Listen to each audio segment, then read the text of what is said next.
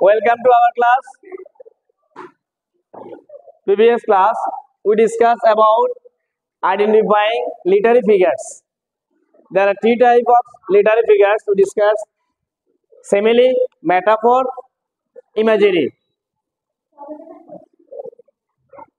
Previous class, we discussed about simile. Simile সম্পর্কে আমরা ধারণা পাইছিলাম।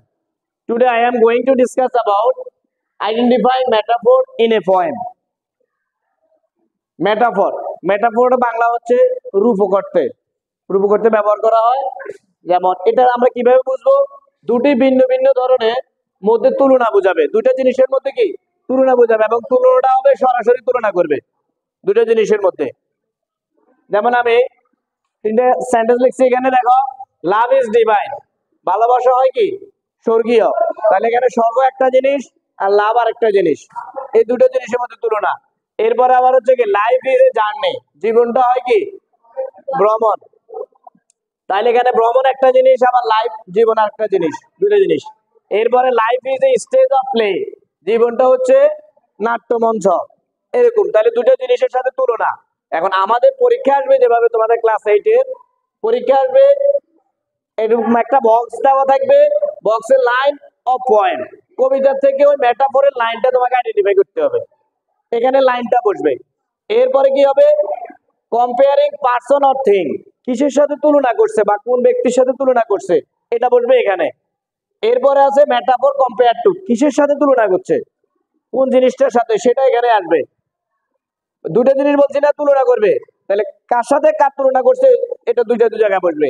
এরপর হচ্ছে reason to use the metaphor, মেটাফোরটা কি কারণে ব্যবহার করা হচ্ছে, এভাবে ব্যবহার হবে। এখন আমরা যদি এখানে আলোচনা করি লাভ ইজ ডিভাইন, ভালোবাসা হচ্ছে স্বর্গীয়, তাহলে এই লাইনটা ধরো আমরা পাইলাম লাভ ইজ ডিভাইন।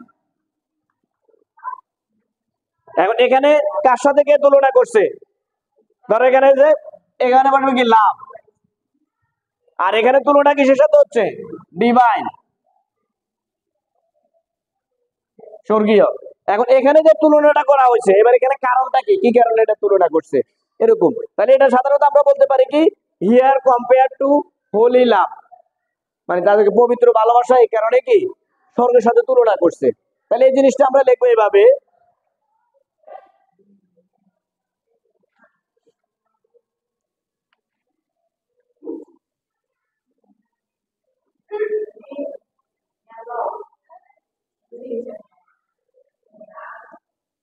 এরকম আমরা রিজনে করা যে একটা কারণ, মানে এই শব্দ কি কারণে কবি এখানে এটা ব্যবহার করছে, অথবা লেখক কি কারণে এটা ব্যবহার করছে, এটা কারণের অংশটা লিখতে পারবো।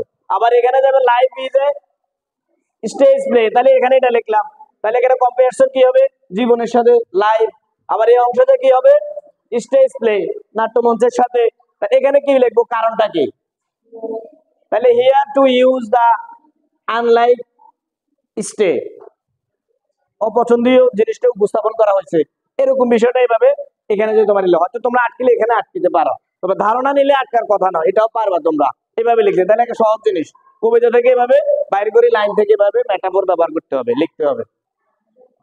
এখানে সিমিলি থাকবে, ইমেজারি থাকবে, মেটাফোর থাকবে। তাহলে গত ক্লাসে আমরা সিমিলিটা শিখছি কিভাবে, কি কি থাকবে সিমিলিতে, অ্যাজ আর কি লাইক থাকবে সেখানে আইডেন্টিফাই করার জন্য। আর এখানে বলছি কি দুটো জিনিসের মধ্যে তুলনা, সরাসরি তুলনাটা হবে। তাহলে সিমিলি গেল, আর গেল মেটাফোর গেল। আজকে পরবর্তী ক্লাসে আমরা ইমেজারিটা কি সেটা নিয়ে আলোচনা করব। টিল দেন আল্লাহ হাফেজ, see you again next class, good by.